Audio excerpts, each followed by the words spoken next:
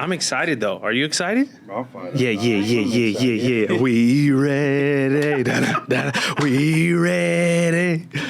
We ready for y'all. Hey, we already here. Hey, welcome to Beyond the Letter podcast. I am your sit-in guest host, Sammy Rodriguez. We've been around.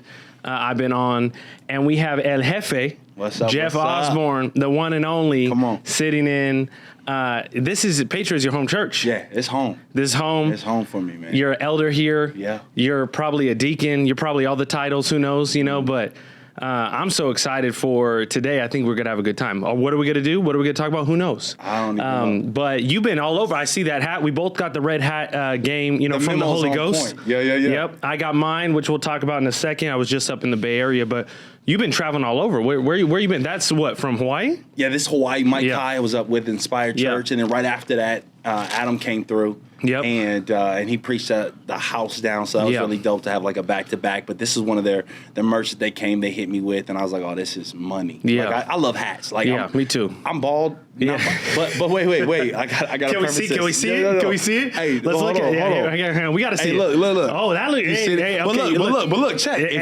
I got hair. But wait. I'm But good. if you zoom in, Yeah, let me see. I'm Let me see. bald by choice. Oh, yeah, I see it. There ain't no balding patterns in my head. Maybe a little bit I see, but yeah. Not why you going all the way back here, bro? Nah, G. No, I'm just kidding. Nah, like it looks good. It looks good. So, I'm not like I grew up with haircuts for like $20. Yeah, for sure. So then when they started charging like 60, 65 for a haircut, It's I was crazy, like, right? Yeah, you gonna do it yourself. But like 2 years ago, if you go check my Instagram, Right. I had waves. Like Yeah, full okay. 360 honeycomb waves. Your boy was just Yeah. like, but then I felt weird like at Yeah. 38 rocking do-rags for me. Yeah. I couldn't do it, I can dog. see it though. I can see it.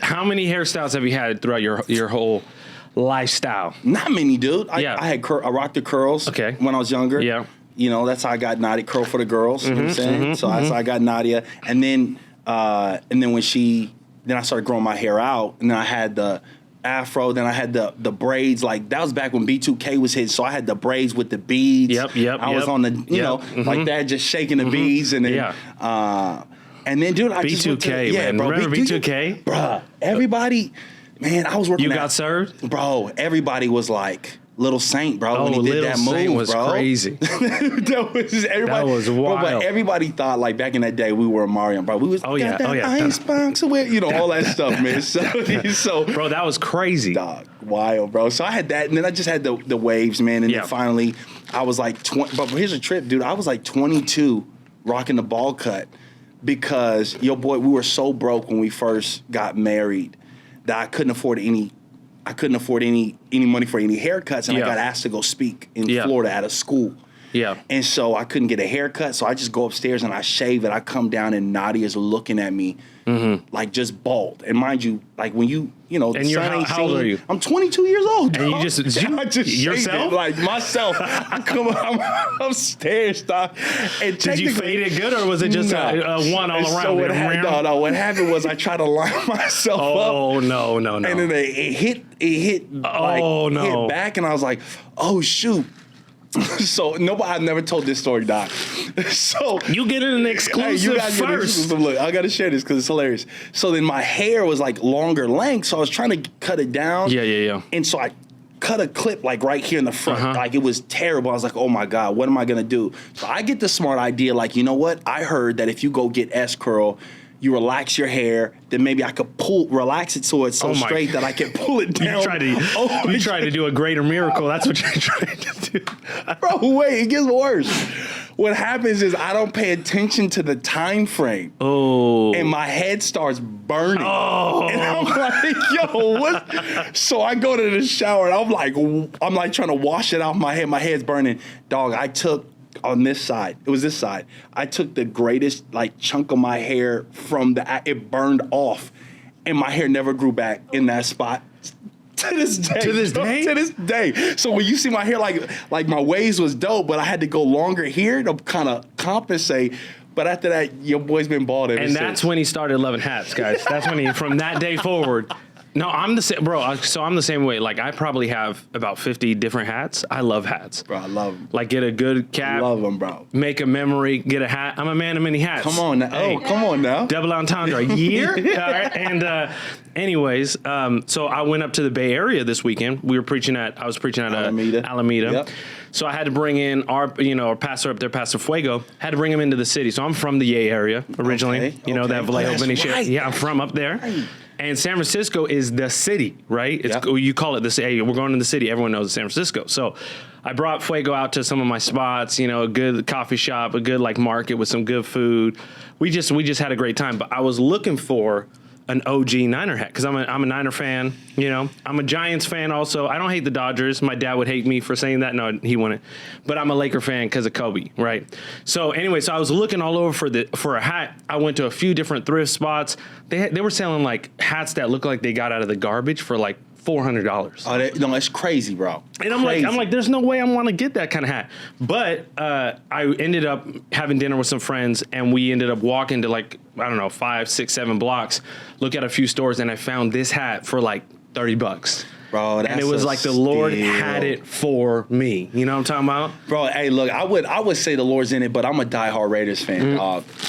Like, even after what they did to the Raiders, to Oakland? Dog, like... But here's the thing is, Raiders and Niners aren't really that much beef. Raiders, you guys hate the Chiefs. Yeah. You hate the Broncos. Yeah, well, Broncos, mandatory. San Diego Chargers, mandatory. Arch rivals to the Cowboys. Mm-hmm. I'm going to say their name respectfully. So I just, what I'm saying? I know where we at right now. But, we were so close. But, man, we don't like the Cowboys. I was undeclared for like 2 years, bro. I was undeclared in the NFL for 2 years. I started feeling myself when they moved to Vegas because I was like, it's a Cali thing. Like, right. So when they moved, I wasn't Did you really come over to the it. Niner fan base? Never. You could. I'll still welcome you in. You got the hat to prove it. Come on, somebody. Nah. I ain't got no hats that have anything. Do you do fantasy? You don't do fantasy football? Nah, I think the closest I got was Pigskin Pick'em from ESPN. Yeah. We might need to do fantasy this year, but here, bro. So check this out. So a few things I was thinking of as I was talking about that we get to jump on the pod. I was thinking about just where we've been. So for me, next year will be 20 years in full-time ministry. For you in the hustle, how long has it been? 20 years, bro. 20, right? 20 years. So it's kind of cool. We're right in that 20-year gap. And I was thinking about something when we were texting, not even just talking about the pod, but I was thinking about how you were saying, I'm living in things that I've been praying for and believing for. And we always hear the saying, right, favor ain't fair. But I also add on there, favor also, even though favor ain't fair, favor ain't easy. You know what I'm saying? Right. But all of us pray for favor. But the truth is, God is asking us for our faithfulness. Yeah, bro. So I was thinking about like even I have a few stories that I was thinking through, but even for yourself, like when there wasn't the favor, how are you faithful?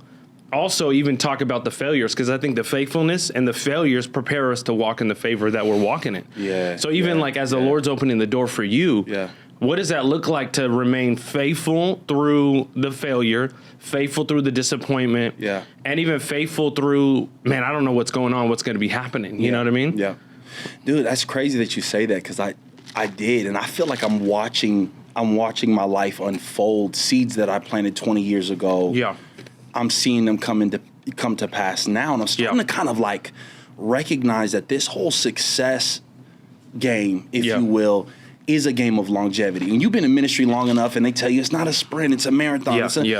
In ministry when you hear it. But when it comes to just purpose, when it comes to things like that, I'm recognizing that you see people who, like I used to see people, bro, who would preach, and I'm like, God, they are terrible. Yeah. Or I would see people speak and coach or write books, and I'm like, God, you hit me with all these bangers. Like, what's going on? Like, God, why are these people better in this field? Or why did they get this shine in this field? Or why are they blowing up? And I begin to realize that, bro, most of the times it's probably because they have stickability. Yeah.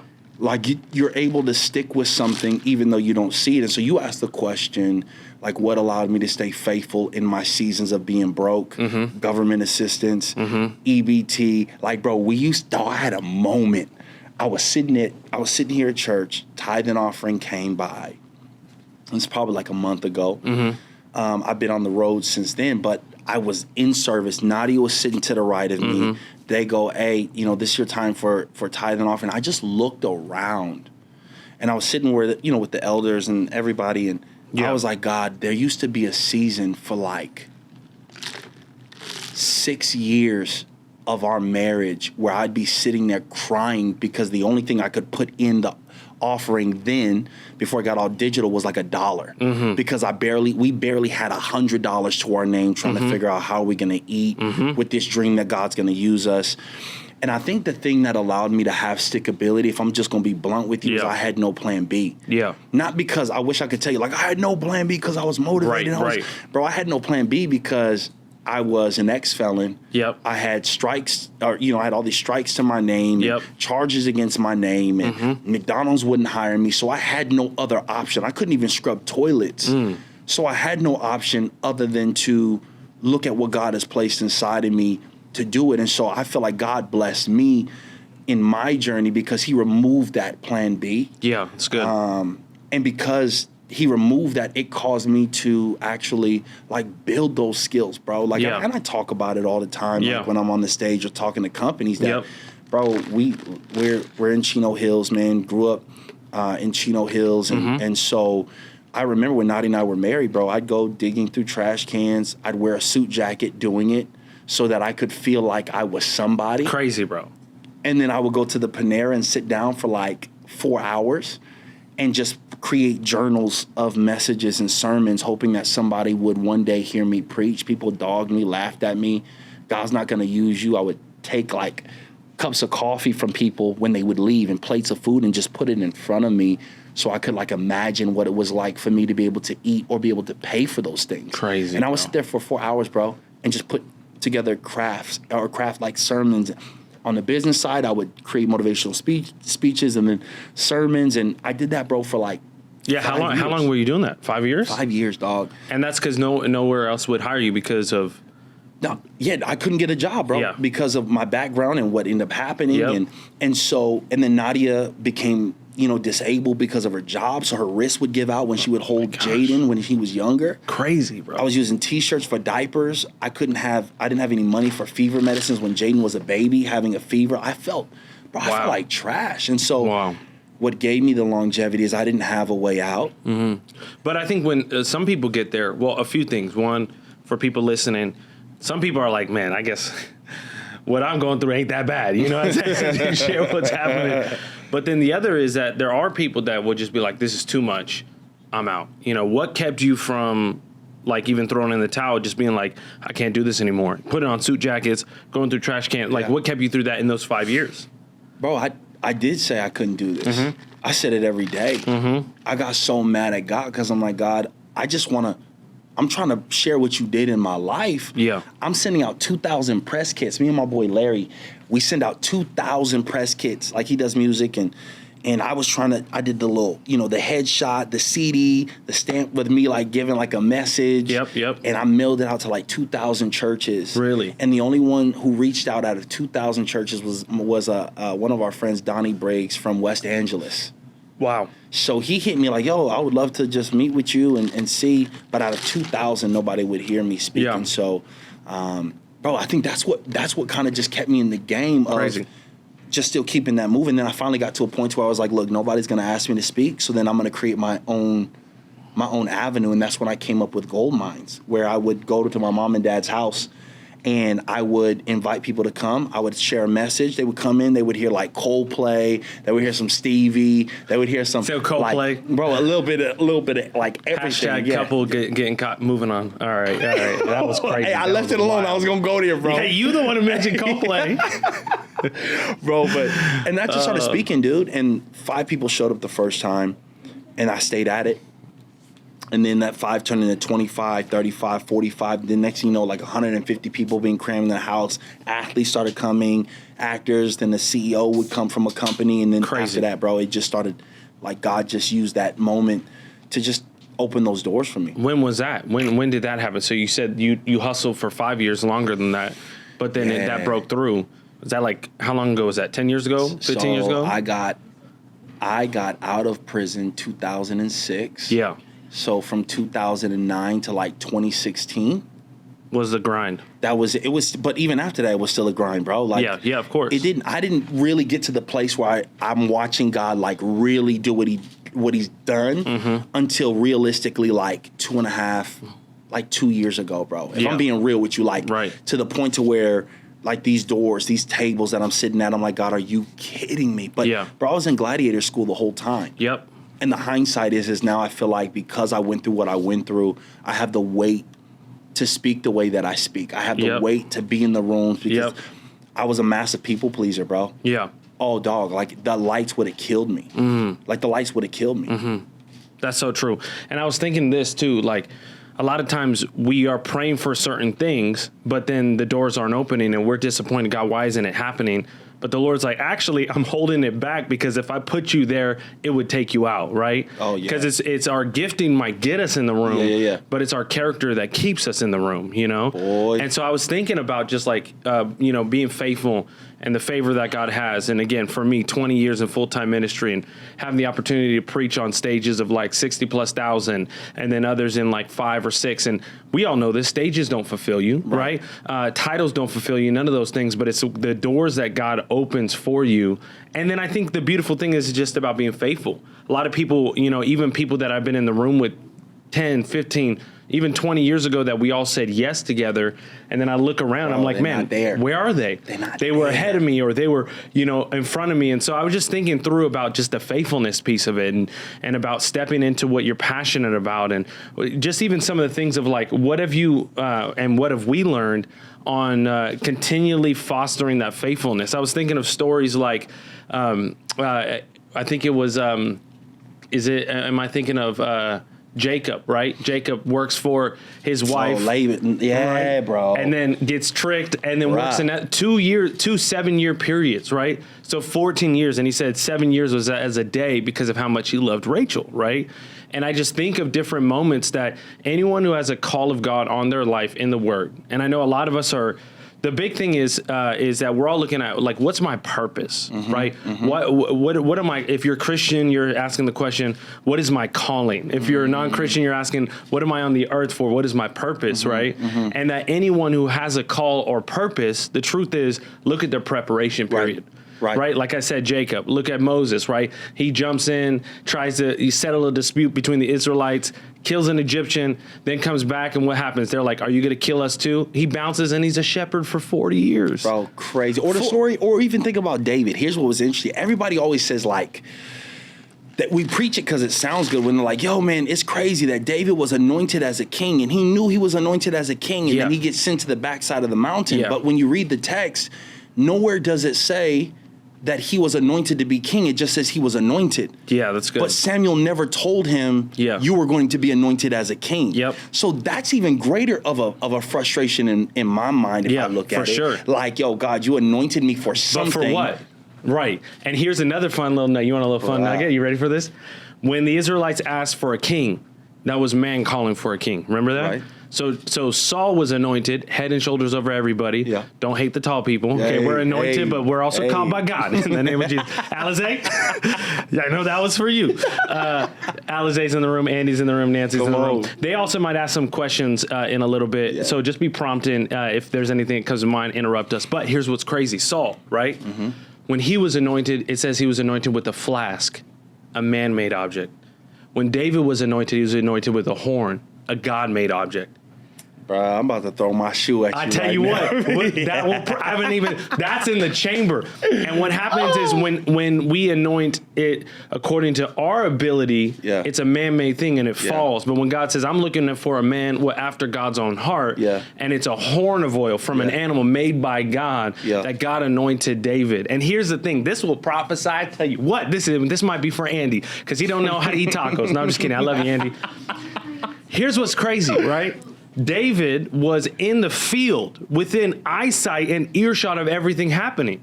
So literally when they say, hey, Samuel, great name, is coming, the prophet, right? When they say, so then his father, Jesse, gathers all his sons, leaves him out there. And so I think that's a big thing to just be encouraged is like if you feel rejected, if you feel overlooked by your family, by your friends, by anyone, and he's not even salty about it. I mean, we don't know a ton about it, but he's still doing his job in the field. And then Samuel goes through, and God says, not that one, not that, not that. He says, we're not going to sit until we find the right person. David gets called back in, gets anointed in front of all his brothers, and still 14 years before he becomes a king. I think what's so dope about this is I'm watching like even Adam, and I'm watching Pastor Diego, I'm watching, Nathan and all of our boys in this journey, and I've learned to love the anatomy of elevation, like the anatomy of promotion, people who have just been faithful to their craft. And that's why I tell people, you won't see the words hustle and grind in the Bible. You're going to see the words faithful and committed in the Bible. It's good. And I think so many people are like sacrificing sleep, sacrificing this. And God said obedience is better than sacrifice. So we get mad at God because we're pointing to God like, yo, God, I sacrificed this. And I sacrificed this time with my family. And why aren't you blessing me because I'm doing it, I'm doing all these sacrifices. Samuel told Saul like, yo, obedience is better than sacrifice, to heed, to listen than the fatted rams. And I feel like more of us out there would stop getting frustrated and see more God's hand in what we're doing when we just remain obedient to what he said. Like that's it, obedience. Stop sacrificing things God didn't ask you to sacrifice. But being obedient, and I think the name of the game is two things, bro. And I want to ask you a question. Let's go. The name of the game was two things. Was number one, it was recognizing, can I be obedient when God tells me to be obedient? And number two, can I keep my heart right? Like, bro, you have to, in 20 years of ministry. So true. In 20 years of ministry, 100%. bro, you have to, have you had those moments where you've gone to go preach or you thought God was going to do something and somebody did you dirty in the process of you being obedient or following your dreams, or you move with integrity? Like in the middle of you, like doing what's right. Like, have you ever had somebody do that or have those moments where you had to protect your heart? And how did you do that? Man, bro, so many times, honestly. So like a few stories come to mind. Especially as like preachers. I mean, you could relate to it.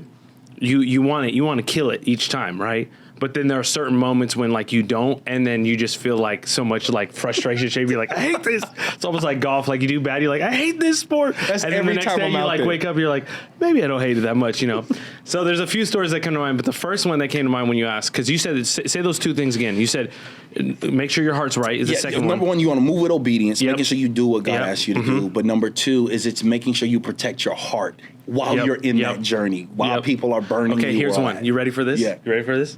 Keep names redacted for the sake of safety. I know Nancy wants the tea. Is it Nancy wants a name? No, so my background, again, 20 years, mainly on the mission side, nonprofit side, helped be a part of a core kind of starting with a group called Circuit Riders, which is great. Carry the love, all this different stuff, which in simplicity, we go to university high schools, preach the gospel. Very similar to what Patria's vision is: seek the lost, teach the found, send the disciples. I think it's like save the lost, revive the saved, train them all. So it's really cool what God's doing. So it's not about with CR. Right around when I turned 30, this will be fun. 30, the Lord spoke to me. I'm 36 now. The Lord said ministry and business will be involved in my 30s. That's one of the first things the Lord said. So I was like, that's cool. And then another thing the Lord told me was, okay, I've learned and I know how to gather. Now it's time to teach you how to grow. So those were two kind of key things. Then the Lord spoke to my wife and I, what we felt as we were praying and kind of submitting to our friends, is it was time to transition from Circuit Riders. Now, if you know, like that, there was never a plan or a point to do that, right? Ever. So we're like, okay, we were praying through it. And so my main mentor at the time, who a few years later, he passes away, but it's a good thing we ended up transitioning, because I think if we would have stayed, we would have still been there. And that's not bad at all. It's just that our main mentor, who was there, blessed us and our whole team. And we're still super close friends with a lot of the guys that run it still to this day. So it's not about them. So that was hard. It's hard when, again, I'm getting somewhere, but it's hard when it's something that you love and that the Lord says, I want you to lay it down. And that's what's tough, especially when there's not, like, why, God? Is like, there's not a lot of information. I'm calling you into something else. So that was difficult, right? So then I do a few other things, and the part where you're saying, keep your heart right? When God, give me the tea. I remember I was helping with different gatherings, larger gatherings, different stuff, and working with other organizations. And we were doing a higher business leaders gathering. Okay, this happened twice, okay? Are you ready for this? Really nice hotel, all this. And I knew a bunch of the people that were going to be there, but they put me as me and my wife as like just shaking hands, welcoming people. So probably of the 40, 50 people, we knew about, I don't know, 7 to 10 pretty significant people. After we shook everyone's hands, they all sat down to eat. They asked us to leave. We drove an hour in, and dog, when I say I was fuming, I was like ready to just throw something.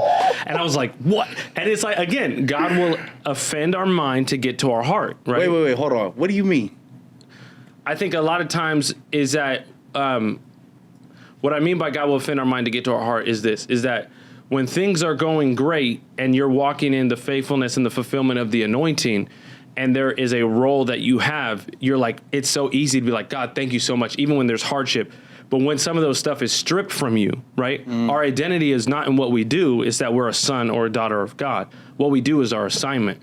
So when assignments get taken, right, God gives and takes away, how do we respond? And so when there's not, when I'm in a place where I haven't done anything wrong yet and injustice is still done to me. Right. I'm much more type A, Enneagram 8. I'm going to throw holy hands. No, I'm not. But I maybe. And so it's more like, I don't have all the information. God, you've transitioned me from somewhere into something, but I'm in between what's going on. Yeah. Second time, similar group, same group actually. Another one of these moments, and we were invited in. Bro, our whole squad was sitting. Everyone's eating. We're welcoming, we're talking to people.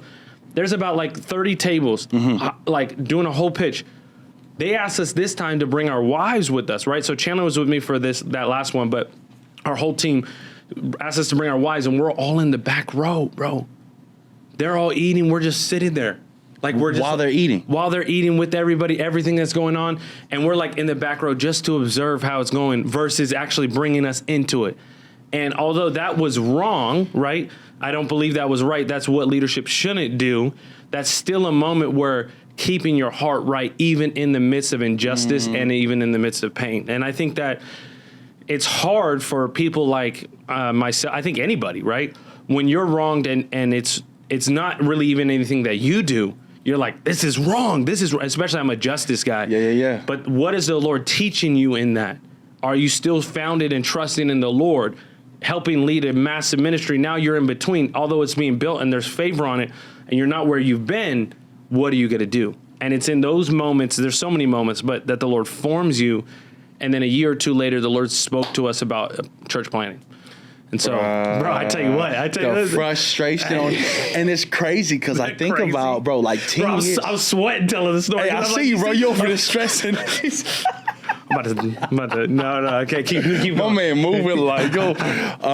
Bro, I remember like 10 years ago, it probably had to be 10 years ago, Bishop Dale Bronner came here and preached. And it had to be at least 10 years ago. And he said this statement, dude, that it just stuck with me like glued into the recesses of my mind. He says, time does two things. Time will either expose or time will promote. It's good. So if somebody's doing something that's shady or dirty, time is going to expose them. And if you are operating with integrity, you're doing things right, you're keeping your heart right, then time's going to promote you. And I think the biggest frustration for me in this journey of it was when you know you've been wronged and you're waiting for God to expose, and the exposing doesn't look like what you think it should look like. So true. Like, So you're like, true. oh, God, here comes the hammer. It's going to come, and they did me dirty. And then you see them, and they keep winning, and they keep winning, and they keep winning. And you got to check your heart like, God, you watch them do this, and this. How come? And then if your situation is worse than their situation, bro, that's like. And you're like, I should have done what they were doing so that I could be there. You feel me? 100%. And I remember, like, dog, like, so in that moment, I think the battle was never for my gifting or the battle was for my heart. Because if my heart can go sideways, then I can't become a vessel for God to be able to use. And so in our waiting period, that's good. I feel like the enemy brings people in your life or situations in your life where the goal is, if I can get your heart to get jacked up, then I can win, then I can stop you. And this story that a pastor told me, it was Pastor Chris Hodges was in this van with all these other guest speakers at Hillsong. And what was told to me was, and this is not like this is allegedly what was told to me. Right. So I don't have any facts on this. So Pastor Chris, PC, if you see this, it's great, but I don't have no factual evidence other than the person who said they were in the car. Right. So they're all in there, these big name speakers, pastors at the Hillsong Conference. And as they're in this van, Pastor Chris looks at these speakers and goes, hey, do you really think, Pastor Chris Hodges goes, do you really think like we're this important? And everybody in the car is like, wait, what? Like, do you really think we're like this good? That they would fly us out, put us in these nice hotels, give us a van so that we can all be shuttled to and fro, chauffeured to and for, from this event and speak in front of you. Like, do you really think? And so the guys in the car are like, is this a trick question? So they're like, yeah, I think we are. Like, I think we. Yeah. And so they said, don't you? And this is what Pastor Chris Hodges says. He goes, no. I think I'm probably one of the worst communicators that are out there, but I just feel like my heart's right. And bro, if you ask me now in hindsight, like you ask me what was it that gave me the stickability to keep moving, at the end of the day, Sammy, like if anybody asks about Jeff T. Osborne, like they're going to be able to say, dude, the dude's heart is right. Yeah. Like he's not shady. He's not doing deceitful, sneaky things. I'm not a table chaser. I'm not a green room warrior. Yeah. You know what I'm saying? Like, and I feel like the thing that gave me the greatest assurance that God was going to come through was the fact that I just kept my heart right. So good. Like I went to go preach for this church in Pasadena one time. I'm young. Your boy puts in his last like $30 in the gas tank. Oh yeah. I'm about to go preach. So your boy preaches my heart out. God, I thank you. Blah, blah, blah, blah. And I get done preaching like, whoa, God, I'm going to get some money to be able to provide for my family. Coupons? Bro, they paid me $50 and a bucket of fried chicken. I see you, Nancy, like, yo, I promise you, they gave your boy. Alizé. Like. Andy. Like, yo, I'm telling y'all, like, I can't make this up. $50 and a bucket of fried chicken. I just put like $35 in my gas tank. So I preach like multiple services. Mind you, the pastor pulls up in like a Lexus, and it's a decent sized church. But bro, so when a bucket of fried chicken. Bro, I don't know how to feel. I didn't know how to feel about that. Like, now, I ain't gonna lie to you, because bro, your boy killed that chicken on the way home. I was mad. Of course, I was crying, but I was eating some chicken. I was like, oh, why you, bro? It was, you made about $10. Bro, that's what you made. Trash, bro. That's crazy. Yeah, dog. So we've had our share, man. In your journey, you coming into 20 years now, watching God like prepare you for all of the things that God has prepared you for. What was something for you, bro, that allowed you to stay 20 years in the game, and you started young? Yeah, like, for 17. Yeah. Something that allowed me to stay in the game. I mean, I think there's so many different things. I think that I've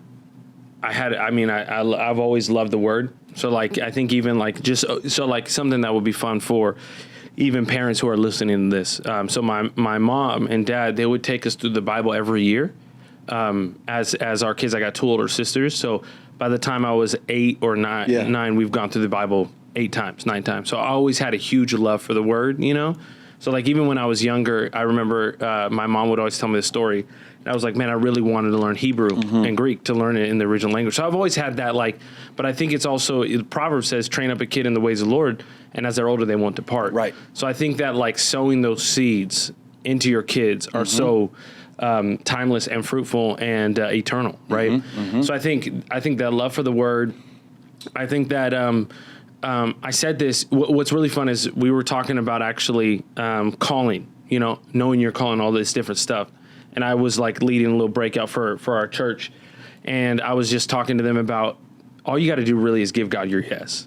And so if I could boil it all down, is like I've been continually giving God my yes, even when I didn't understand. And I think that a lot of times we want this real clear picture, right, of what it's supposed to be.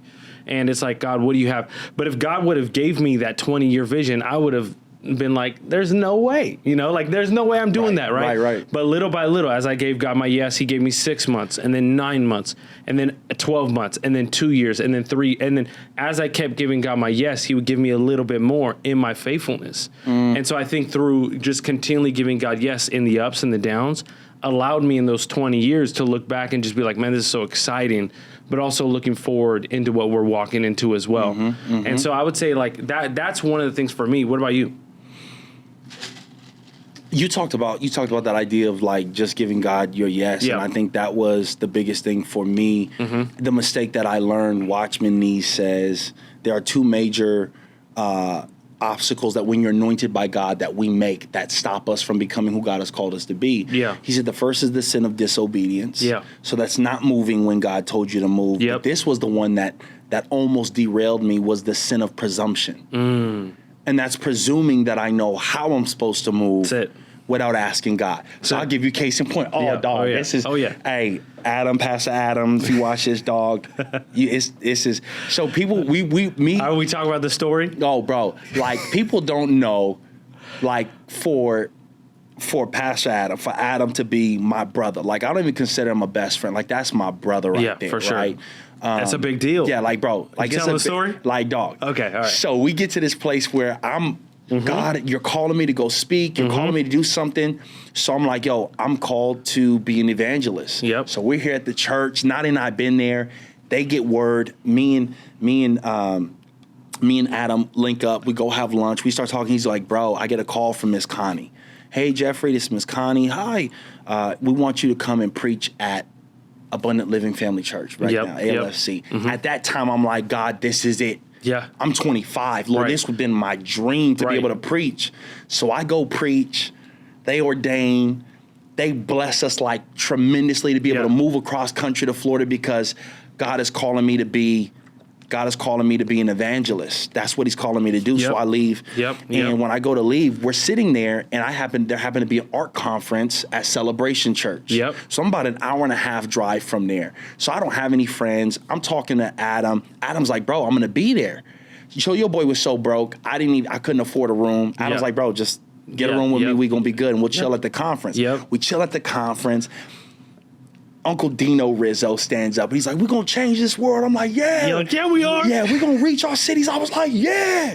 He was like, cuz we're pastors. And I said, whoa. When I sat down, like, nah, this ain't my tea. So we start hanging out and I start feeling this call. Like God's like, yo, I feel like God is calling me to be a pastor. Mind you, I've known no etiquette, no ministerial etiquette, don't know none of that stuff. I didn't read Pastor Diego's book. You know what I'm saying? I know ministry etiquette. So, bro, I'm like, I feel it. I'm like, okay, God, you're calling me to be a pastor. Watch this. Sin of Presumption. The only pastor that I knew, before that, I was in business, motivational speaking, traveling, speaking to these big old companies. And so then I'm in this space where I'm like, okay, that dried up for right now. I feel like I love God's word, but I still love business. But I've never seen anybody operate in the two. Didn't know much about John Maxwell. Didn't see any of those. Like, you see him a lot now. Bro, I say, God, I want to be a pastor. Okay. I get asked to go speak for a church out this way. I go preach for this. First they asked me to speak at the Milk and Honey Conference. Oh, I remember this. So I go to the Milk and Honey Conference here at the church. They pay for my flight, put me up. So then I tell them, hey, I'm leaving to go preach for this other pastor. Didn't put it on the ticket, didn't know about it. And there's so many things that are in depth in that story, Doc. So I fly back home after I get done preaching. I don't talk to anybody, I don't talk to Adam. That pastor goes, hey, Jeff, we're taking on this church from this other big pastor. God's telling us that you and Nadi are supposed to be the ones that take over this church. So mind you, like a week earlier, I'm like, God, you're calling me to be a pastor. So you're thinking, boom, this is it. This is it. So I just presume the only way to be a pastor is to be in a four wall of a church, bro. I take the church. Without talking to... Dog, I don't call Adam. I don't call Pastor Diego. They just sent your boy... to Florida. No, bro, wait. 3.5 months? So I ain't even been in Florida. This 4 months I'm in Florida. I'm saying this for a reason. It was too hot. It was too humid. You're like, see. Oh, bro, but when the love bugs hit your boy, I was like, this ain't it. I'm from Southern California.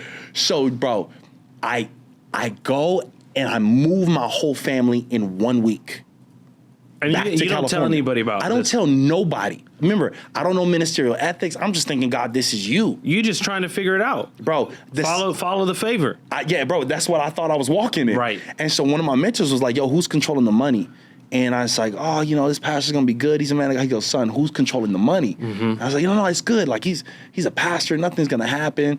Bro, I get back and I'm preaching like 2 services already. We're already acclimated back. We're out, and I won't say where we at because it is a giveaway. Somewhere. But we out there and we're pastoring. And dog, I put the post up. We're so honored to be the new lead pastors over here at this. Dog, when I tell you, and he'll share this, so he'll tell you like he'll call me like, dog, what are you doing? Yeah, we'll talk. Like, about are you serious? Like. Yo, we blessed you. We sent you out. Like, what's your problem? You didn't call us. I was like, bro, you ain't my daddy. Yeah. Like, I don't have to ask you permission. This is Adam. This is Adam calling me. And so he's like, bro, look, I'm telling you straight up. Like, don't call me. Don't talk to me. You ain't a part of us. Like, if I see you, it's fate on sight. So immediately we become like arch enemies. Yeah. So if there was anywhere, we were probably going to go to blows. Yeah. I'm telling you this for a reason. Yep. So, dog, in the middle of all of this stuff that's happening, I get a call from Pastor Diego to meet him for golf at a driving range. Oh, yeah. That's always the spot. Dog. Oh, yeah. Had I known, I wouldn't have gone. But I'm grateful that I went. But in the most loving, of course, Pastor Diego way, he checked the fire out of me. Yes, he did. Bro, check the fire out of me. And talk to me. He's like, there's something called ministerial ethics. And I'm looking at him, and he's ripping into me in the most loving way. Like, did he give you the book? Did he give it to you? Bro, he goes, I'm going to have my assistant, Miss Connie, send you a copy of it. You need it. So by the time I'm done, he tells me what it is. He goes, you're going to have to learn the hard way. But I think God's going to do some great things through this, but it's going to cost you. But we're praying for you. And this is what he says to me. He goes, you need anything, you let me know. Wow. So, like, I'm at this conference, bro. That's a father right there. So I feel like crap. Yeah, for sure. So I call Adam, and I'm like, bro, forgive me, dog. Like, I didn't know about ministerial ethics. I didn't know about this. I just thought, God, this has got to be you. Mm-hmm. And he said, all right, so we squash it. Mm-hmm. Bro, like 6 months later, all hell breaks loose. It all falls apart. It falls apart. And then I hop right into another ministry. Same thing, falls apart. I'm sharing this because in my journey of becoming who I am, the sin of presumption caused a decade of pain. A decade of pain. Yep. Not because God wanted me to go through this. It wasn't like, it was God's plan. It was all things work together for the good of those who love God and who are called according to his purpose. So even in my presumption, I went through all of this hell that I didn't have to go through because I learned through it. Thankfully, after a decade, God allowed it to work towards my good. And so you asked me the question, bro, in this journey of becoming is we have to watch out for the sin of presumption. That's so true. That we have to wait to say, okay, God, what do you want this to look like? Because 15 years later, I'm now sitting down and I recognize that God said, if you would have waited, son, I would have told you that I wanted you to pastor CEOs and professional athletes and driven people on how to build their companies the way that I've asked. So you are a pastor, but you're an entrepastor. I've got businesses inside of you. I've got, these Fortune 5 companies, these executives that you're coaching. But because of the sin of presumption, I caused my family pain of 10 years. And they became the casualty to my insecurity, to my disobedience, and not waiting for him, bro. And so I think in my journey, if somebody's watching this and they're frustrated, you're trying to make things happen, the sin of presumption will ruin you. So if you feel like God is calling you to start a business, sit, marinate with it, and say, God, what do you want this to look like? That's a full word and a half. Because I think that even as you're saying that, which again, thank you for sharing, is that sin of presumption, because God will speak something, right? So like in the room, like even breaking it down, in the room, you got stirred because Dino could cast vision like nobody else, right? He could sail sand to the beach, you know what I mean? So that's just what he does, you know? And so he's casting vision and you're getting hit with the word. Your heart is getting excited, but you didn't have the full understanding of the word. So what happens is this, and maybe this might help some people listening. You've got a word, but you're disappointed because it hasn't fit your timeline. That's because we get the word, but we also think we get the interpretation and the timing. Whenever we get a word from the Lord, it's important to do this. Okay, first we test it, but through Scripture, and it says in a multitude of counselors there is safety. Some people, you hearing a crazy word, and you don't have counselors and you know, fathers and mothers around, and you haven't tested it to Scripture. So boom, that's out. But let's say it's held up and it's approved, right? You're going to be a pastor or whatever that word was, right? Then what happens is you get a word, whether it be a dream, whether it be, you know, something going on, you feel something in your heart, then you give yourself the interpretation. Right. I saw 7 doves in a dream, and they all landed. So I think that means that there's going to be, and then you just interpret it yourself. Yeah. That is also a failure, because you got to ask the Lord, God, are you giving me the interpretation, or is this something that I'm waiting for? Yeah, and then that third part, which I think a lot of us miss, is the timing. God says a day is like 1,000 years. So really, God's worried about his time and not ours. Look at Acts, in the book of Acts, when they said, hey, are you going to restore Israel now? What they were asking for was, are you going to restore Israel as the ruler over Rome, right?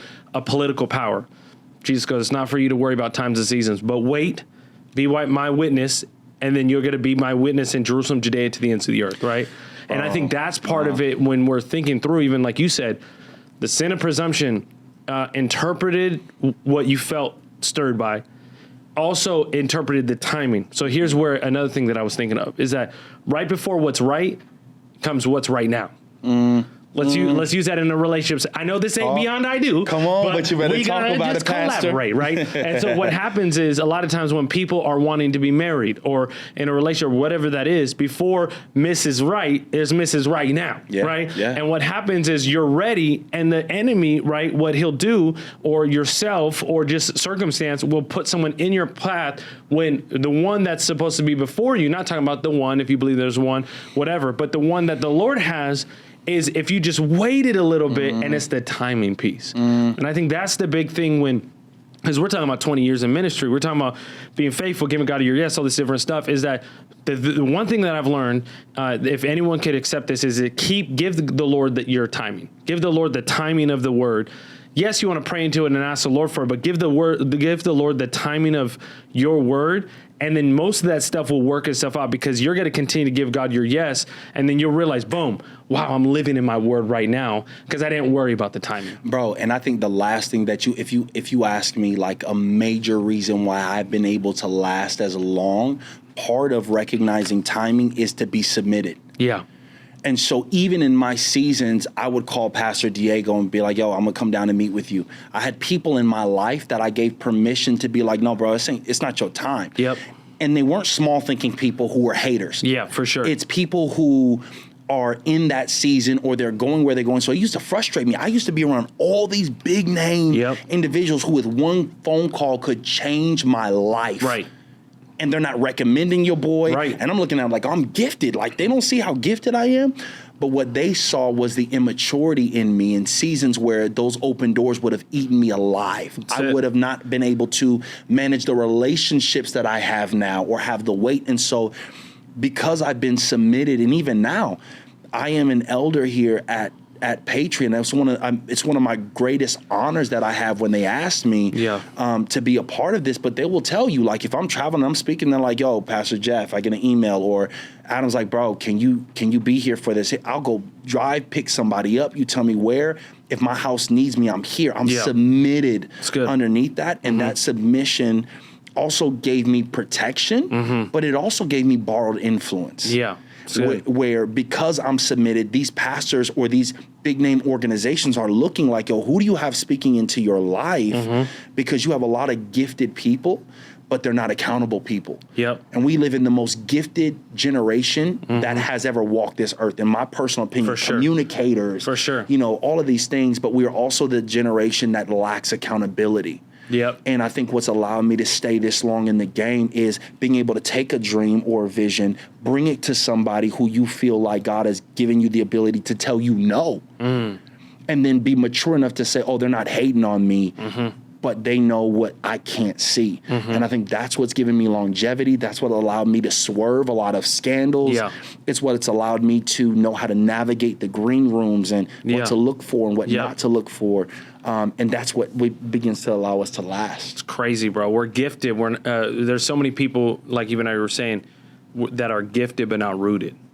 Woo! And that's what we want to do. It's like, I think that what we need to do and what we need to encourage people is that where are you rooted? What house are you rooted in? What relationships are you rooted in? 100%. What people are speaking into your life? And are they a good people, right? You show me your 5 friends, I'll show you your influence. That whole old saying. Yeah. And so I think even knowing who is your circle, who is your surrounding, and really getting rooted in. And so I think that that's the part of, that's a key into our yes. That's a key into the favor and the influence. That's a key into, even as we started off, you traveling and going around and speaking and moving around. Crazy. It's because you kept giving God your yes. And I just think that, to me, again, like I get back to it, that timing piece is everything. Everything. Like, what is the timing? Like I was thinking of too, and then we'll open up if anyone has questions. You don't create any, but if you have some, I know Andy's been stirring. He's been texting me. I was thinking of Abraham, right? When we're thinking of timing, right? And I was thinking about how the Lord said, you're going to have kids, Abraham and Sarah. And then 10 plus years go by and they're like, no kids. And they're like, well, how about you sleep with my servant? And first of all, that's a crazy statement for a wife to say that to a husband. We just preached on that, secret wounds and silent cries. You did? In the series, bro. That was the text that I was. Oh, you did that one. Bro, I preached that, bro. That's crazy. I did the other one, which was another crazy. That was a wild one. But then Hagar, then what happens is they interpret the word and they take it into their time, in which creates an Ishmael. And anything we do in our own strength, and without of the timing of the Lord, we create an Ishmael in our life. And an Ishmael we have to keep alive, and Isaac God keeps alive. You know what I'm saying? And that's the piece where it's like, you're going through trouble, and you said it, the sin of presumption, the sin of unbelief, and not knowing. Those are two different things. The unbelief is not believing. The presumption is just saying, oh, I think God has given this to me, versus submitting it to the Lord. Yeah. And some of these things you got to go through, right? Like the 10 years of pain that you caused yourself and your family. If you wouldn't have done that, there might have been other pain, but it could have been avoided. It made you who you are today, which we're grateful for, but that also could have been avoided. And so that's where we get to learn from, like, anyone listening, and you're like in the beginnings of stuff or in the middle or wherever you're at in your season of life, like, don't presume what God has, right? Even if it's like Abraham and he's old in nature, my dreams are dead, let me just make something happen. Don't do that. Trust in the Lord, because God has an Isaac for you. If you trust in yourself, you will create an Ishmael. Well, and the idea is that you're not too old to change. Yeah. You're too old to keep doing what you know is not working. Yep. Like, you're not too old to change. You're too old to keep going in a route that you know is not working. So if you recognize that you have been moving in the sin of presumption, know that God is still good enough to be able to correct you, shift you, turn you around, and allow you to get to where you are. And so I'm grateful that even though I've had those 10 years, now I'm able to speak to the people who are struggling or the tension that they have. And God turned it around for my good. But, bro, your boy wish I could have reversed that 10 years. Man. And undone it. So, yeah, because what could have happened, right? What could have happened in the reversing of it? But we're grateful for where we've been. Yeah. But that's where we get to, like, move forward and lock in, you know? Andy, you got something for us? Nancy? Alize? Hear me? Yeah. Hi, Nancy. Hi. What up? That's really good. I'm just, like, taking it all in.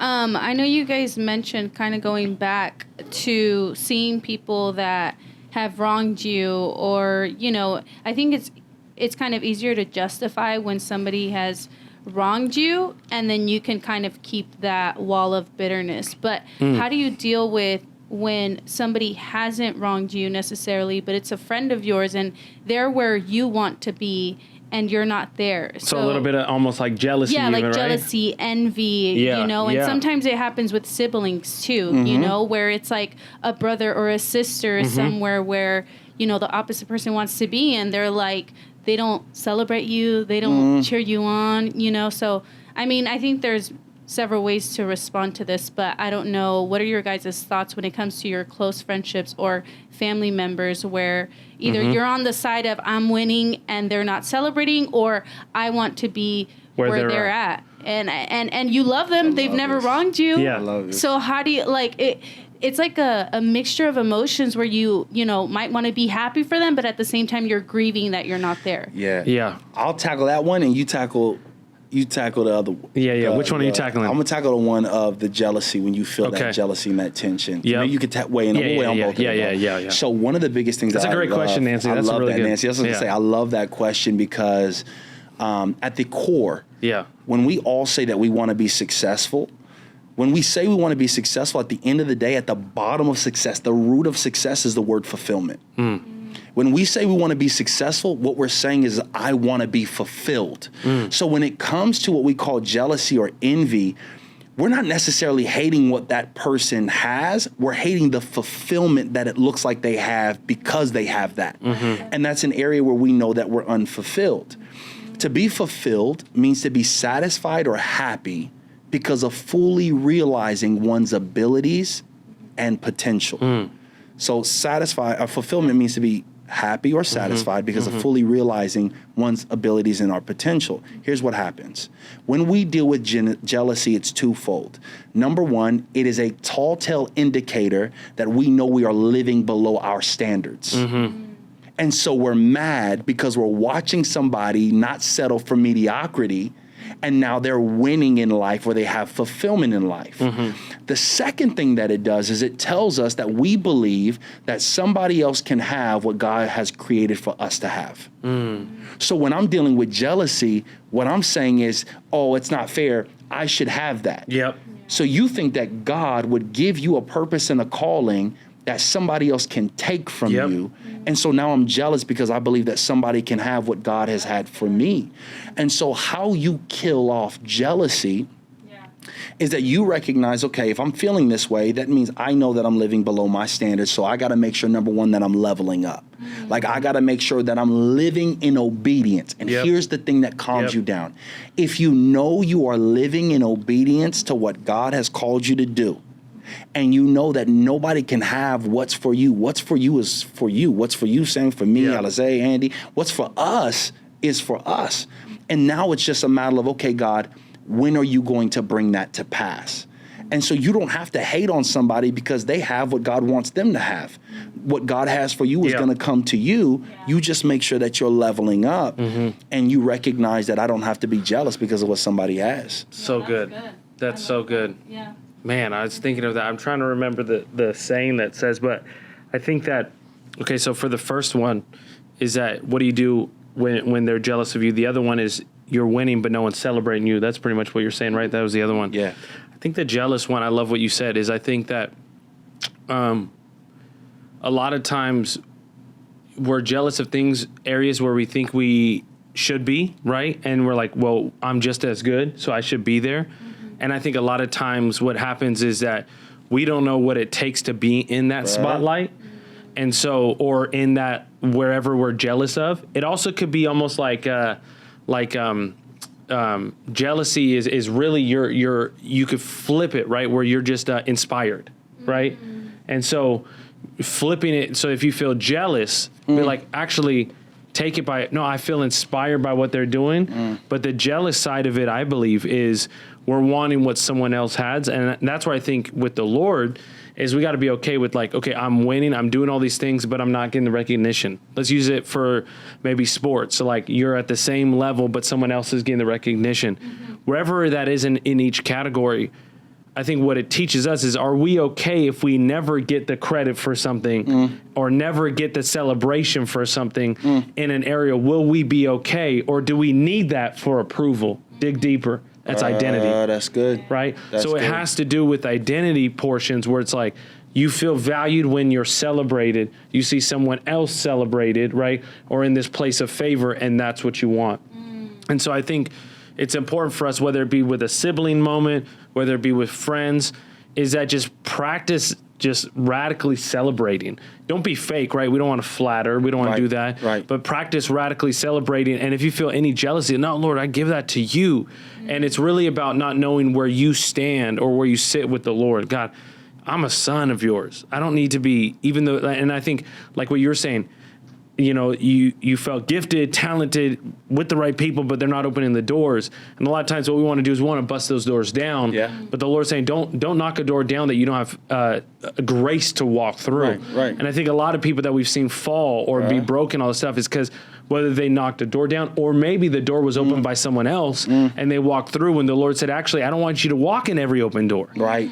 So I just think that in the jealousy portion, I think that's good. I think it's good when you feel those emotions, because then you could be like, God, man, this is not of you. Forgive me. Like, why am I feeling this? And hopefully it makes you dig deeper into yourself, versus the lower common denominator is like, oh, I blame that person. They always get this, da-da-da-da-da. But really allowing it to go deeper into that. If it's a family member, friends, all this stuff, if you have that ability to talk through that, that's always beautiful. I think on the other side, the you're killing it and you're not being celebrated, right? Yeah. I think that's also another one, is where, why is there a need for that celebration? We know we want to act in that, but I think if we need the celebration, it means that we are going to be made,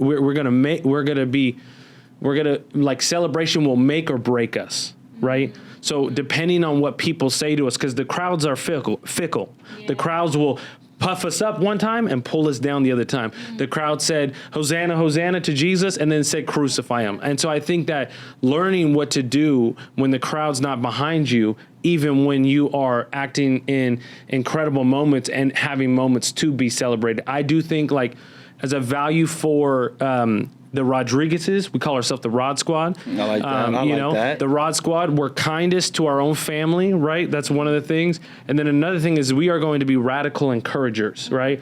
We're going to be radical encouragers, which essentially is that courage, to encourage someone means I'm putting courage inside of you. Yeah, that's good. I'm cutting, right? Right, huh? Yeah, I'm inserting courage. Yeah, exactly. Okay. I'm putting courage. I'm putting courage inside of you. So Barnabas, right, in the Bible, he was known as a son of encourager. Barnabas wasn't even actually his name. He was renamed Barnabas because of how much of an encourager he was. No way. Oh, wow. Bro, I didn't know that. He was a businessman that sold his field. Look in the book of Acts. His name wasn't Barnabas. Take it. Big dog. And look at this. Okay. He was a businessman. Come on, talk about it. He was so let me talk to some business people right now. Talk to him. The Lord said business in my 30s. Come on, somebody. Hey. Listen. So he's a businessman, sells his field, gives it to the apostles. He is such an encourager. He gets renamed Barnabas. So he's actually an encourager. It becomes his nature and a name he's called. Wow. Not only is he an encourager, but if it wasn't for Barnabas, we wouldn't have a majority of the New Testament because of how he fought for Paul, right? He took him to the apostle. The apostle said, no, we know this guy. This guy killed everybody. This guy has bad reputation. I don't trust him. He's gonna find us all. And Barnabas goes, no, he's changed. Barnabas, not only was he an encourager, but he also covered and valued Paul so much that he brought him with him, and Paul became one of the greatest apostles, right? One of the GOATs, which he is. And so I think that part of what we are, which I love your question, is that just become a radical encourager. Like, you never know where that encouragement will being put in someone, how that will, and we don't encourage to be elevated, but you can't help be around encouraging people. Yeah. You can't help being like, so like another example is this. I might have said this on a previous pod before, but I was just thinking of this, is that whenever we go in, even when we talk about the celebration, talk about the jealousy, all these moments, it's because we all want to be heard, right? Isn't it great when you meet somebody and you're heard, right? And like you want to share things and you're like, man, this feels amazing. They hear me. They're a great counselor, relationship, whatever, church, all this stuff. Yeah. The thing is, though, that you cannot go into every room and be heard. If you live that way, you're going to live really offended. You're going to live really jaded, really selfish. But in every room we could go into and we could listen. Right? And so what would it look like if we would go into every room and says, okay, I might be heard this room, I might not be heard. But what I want to do is I want to radically listen. Not just radically, I want to actively listen. Because I think a lot of times what happens is when people are talking, whether it be a hangout with friends, whether it be in a classroom, whether it be wherever, people listen. But if we're not careful, we're listening for the sake of responding, not listening for the sake of adding value to what that other person is saying. So I think with active listening is that allowing it to, like, as we're listening, and then add that even a layer further. You actively listen, but if you believe in the Lord, if you believe in God speaking, you add the prophetic to that. Yeah. And what that allows you to do is listen to someone, to what they're sharing. So as I'm listening to Jeff or Nancy or whoever's in the room, And I'm also trying to do my best to listen to the Lord so that as they're talking, then I can speak life into that person. So that's a whole bar. Yeah. Like, and I think that mimics exactly what you said, like being able to listen, being able to lean in. When you talk about jealousy and people, you know, like why do you need that? And I think we struggle so much with people idolatry, where we magnify the opinions of man more than we magnify God. Yeah. And when we struggle with that, it's because we're looking for the wow and not the well done. Yeah, that's good. And one of the things for me is like when I go preach, I mean, you already know, bro, like when we're there, you could live for, when you're in the public figure, when you're speaking, when you're coaching, you live, there's a part of you that wants to live for the wow. Right. Wow. Oh my God. I just got a whole revelation. And then you go to places and you preach and everybody's like this. Yep. And then you get done, and I used to call Nadia on the back to the hotel, I'm done. God ain't called me. I didn't get this. And then later on, I found out that God says, stop trying to preach for the wow and preach for the well done. Stop trying to coach from the wow. Wow, coach. There's coaching sessions that I'll have when my clients get nothing out of it right then and there, but I have to be obedient in how I'm coaching and or I'm consulting and how I'm doing it or advising. And then all of a sudden, they'll be like 2 months later, oh my God, that one session when you said this, now it makes sense. Wow. But if I'm living for the wow, that's the affirmation of man. That's the people idolatry. I need you. Am I doing good? Am I not doing good? And so when it comes to jealousy of our family or friends that are close to us, we want them to be like, wow, instead of recognizing that the favor and the blessing and the open door is the well done from God. And so I'm going to magnify God being proud of me. And I'm not going to look for the wow from people around me. And that's when I just started moving differently. I used to put up posts to show people, hey, I'm going to be here. I'm going to be there. I'm going to speak. So they can be like, oh, dang, Jeff is killing it. Yeah. Wow. And now all I do is I'll post it after I'm going, hey, thanks so much for having me. Yep. And it's just something that's helped me where I said, God, before I go preach or I speak for a company or before a coaching session, like I had this morning, I had a session this morning and I was just like, Lord, let me coach for the well done. And not the wow. And when I lean into that, I don't look for the people are going to hate on it. I'm like, well, thank God I'm looking for the well done from God, not from them. How does that sit? What do you think? I think that sits great. And I think another thing also, like when you are dealing with jealousy of a friend or sibling or whatever, I think it's important to think too, like when you are in a position of celebration, because you will be. Everybody gets in a position where you will be celebrated in one form or another.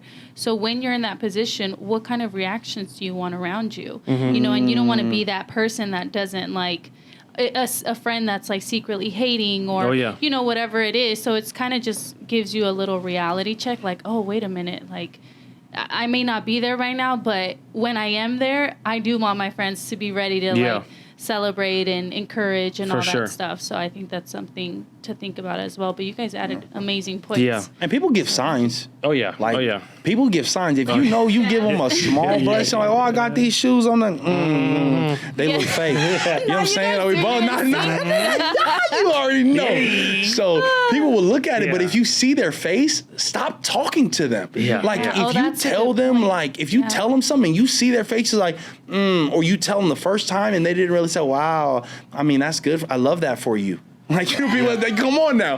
I learned that. Like, that's when people are hating on you. Like, oh, I love that for you. So good for you. And you see their face. Stop talking, thinking you're going to win over their applause of your success. Recognize the people when they show you who they are. Pay attention. You can't make somebody into what you want them to be. If they're a hater, they're a hater. It's a word. So stop trying to make them a lover or an encourager. It's a word. If they're hating on you, stop talking to them, because sometimes we take wins from God to people who are already hating on us, or we take the deposits of our blessing and we're trying to deposit into emotional banks of people who can't handle it. And so you get upset when they mismanage the funds of your emotions and you're trying to get a withdrawal from them, but they're bankrupt, so they can't even be able to help you out. And so I just feel like when people show you who they are, pay attention. And if they sour about it the first time, they're probably going to be sour about it the second time. Stop giving them 5, 6, 7, 8, 9, 10. And then now you're like, well, I'm not going to tell anybody because everybody hates on me. No, it's your friends around you that are hating on you. Right. So maybe you need to get some people that are leveling up. And be okay with, the Bible says his boundary lines has fallen to us in pleasant places. So I think that understanding that creating boundaries is actually a healthy thing that you could do for your life. 100%. And so it doesn't mean that we don't trust anybody, but who has the power to influence you? That should be limited, right? You shouldn't be, it says our faith shouldn't be tossed to and fro like a ship without an anchor, right? So in the same way for us, we shouldn't give everyone the ability to get a reaction out of us, right? Wow, that's a level of immaturity, even though that's easy, right? That's easy sometimes to happen for people to get a reaction. Don't give them that power. Like, it could be family, it could be friends. And so it doesn't mean that we're cutting everyone off from our life, like we said, but we're allowing the right people in for us to grow. Just like, think about like any good meal. Any good meal doesn't have a ton of spices on it, right? You're not throwing everything in there. Right. That'll overload it. It's the right amount for each one that makes a meal come to life, that makes a coffee come to whatever you're partaking in. So in the same way in relationships and people impacting and bringing influence, and you got haters there. If you got haters, you're doing something right, so that you celebrate yourself. You know what I'm saying? Dog. Be like, hallelujah, we doing something. But just allow yourself to say no, to create boundaries and all those things. I think is a huge kind of piece to it. So, And before you close out, I know you both mentioned being 20 years in, obviously also married for a long time. And what would you say to somebody or what do you guys do personally when it comes to a place where you're just like, I'm just burnt out. I'm exhausted. It's easy when you're burnt out to want to be like, I'm done with everything. Instead of saying wait, let me take a little break before I make a, drastic decision, whether it's a relationship, marriage wise or work wise, not necessarily ministry, but since we're speaking ministry, what is it? How do you guys reset aside from obviously you're into prayer and your word and stuff? Is there something you guys do? After 20 years of that is amazing, by the way. That's crazy, right? Congratulations. 20 years. And I was just texting Jose, y'all, these people have so much energy. I'm after 20 years, they come in here and they're so excited. And you guys are coming. I admire how both of you are coming from a place of, I have this experience, but I still want to learn and grow.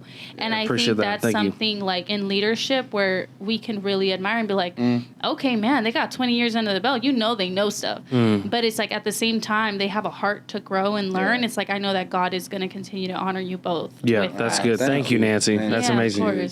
I think the thing for me, I heard I was on a Zoom call 6 years ago with Pastor Dino, Uncle Dino Rizzo, and he said, if you never take a break, you'll never have a fresh breath. If you never take a break, you'll never have a fresh breath. And the thing that I had to recognize is that my break or me enjoying life had nothing to do with how much success I thought I had.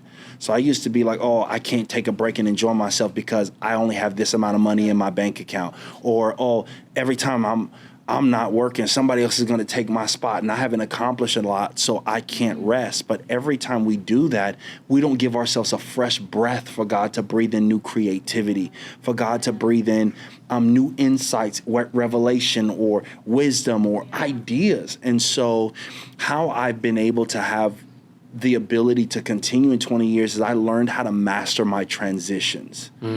That's a good word. Everything is a transition. If I'm sleeping and I go to wake, that's a transition. When I go from my bed to standing up, it's a transition. When I go from leaving my house, which is my comfort, which is a safety, to getting in the car to driving to work, you're in your car, that's a transition. You get from your car and you're about to go into the office, that's a transition.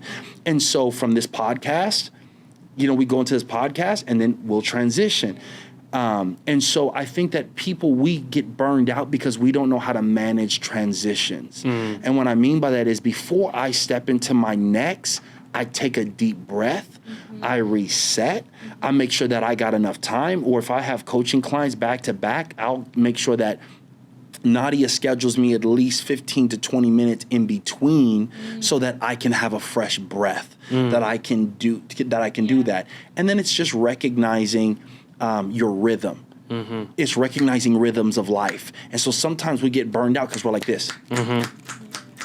But the rhythm maybe be like this, and then you go. Mm-hmm.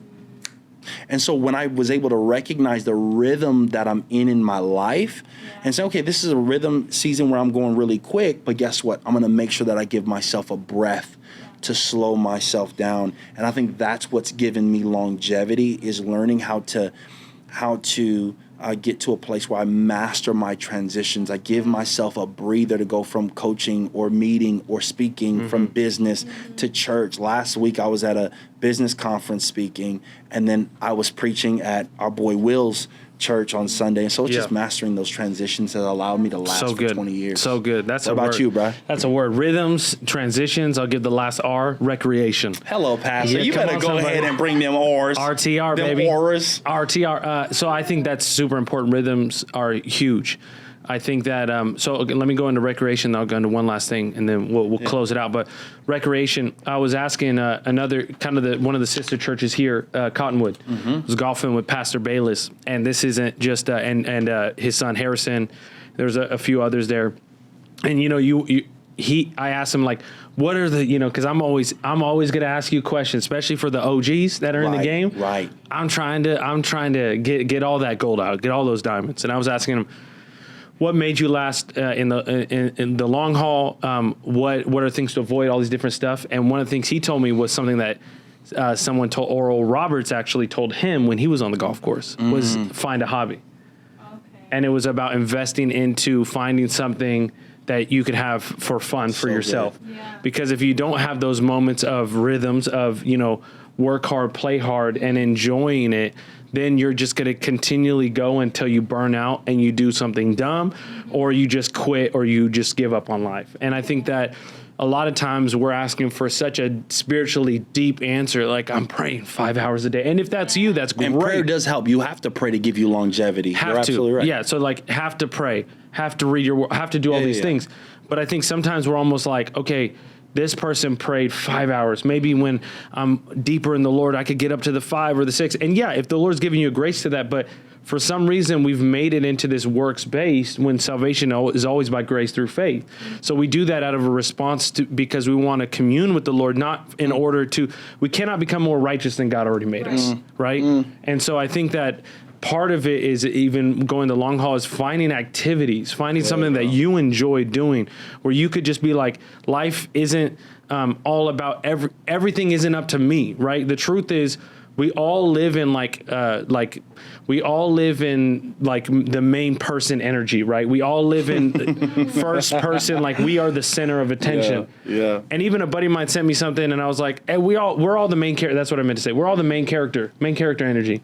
We're all the main character in our own story, but we don't realize, like according to the gospel, we are a tree, on the stage. We're not. You know what I mean? We are not anything else. We're the sun. We're whatever. You're the one on the stage like this as a kid. That's who we are. So. All that to say is that finding that activity, finding that recreation, finding that hobby.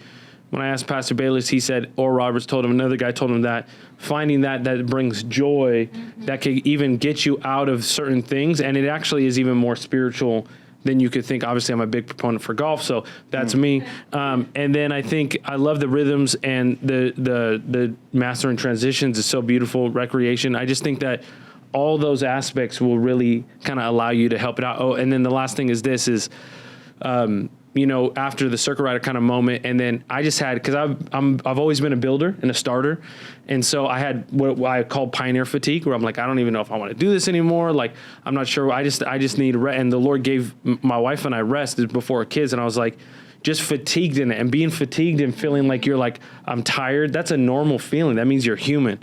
And so I think that like allowing yourself time to rest and don't feel like you have to pressure yourself into this. And then the Lord, through different moments, restored our soul and prepared us to pioneer again.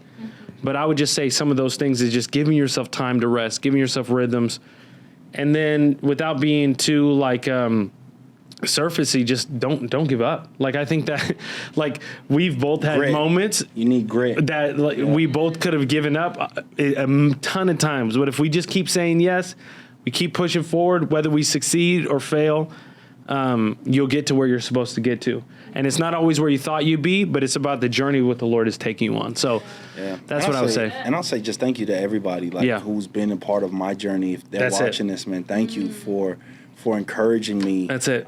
Thank you for my pastors, Pastor Diego and Pastor Adam, and just brothers in my life who have been with this and given me grace to grow in my journey, and who've also given me grit, because their encouragement has given me grit. And I'm honored when I get to be on this pod and be on the letter and be an elder here at the church. It's a big honor that I carry. So good. Everybody who's been a part of my journey, like for real. I agree. Thank you. And you think of, like when teams win and they're like, we're so grateful for the team when you get an award. But why sometimes in Christianity in the world, it's like, I got myself out of the door. I did it, right? We always say, David, you got to encourage yourself. And that's true. But we forget even one of the things that I love is that, especially when I was younger, and I'm still young, the doors that people are opening for me, from pastors, from even here at Patrio with Pastor Adam to Brad Lomnick with Young Guys, so many different people we could go all the way through. Thank you, big dog. Love doors that are opening that people are like, hey, come on in. That's what we want to replicate as well. So we're here. Yes, we gave God our yes, but so many people along the way that fought for us and believed in us, and we're standing on their shoulders, called us out. So it's so fun. But I hope you feel encouraged by this episode as your guest host podcast with El Jefe here. And we'll be back. We love y'all, fam. Peace. Yeah.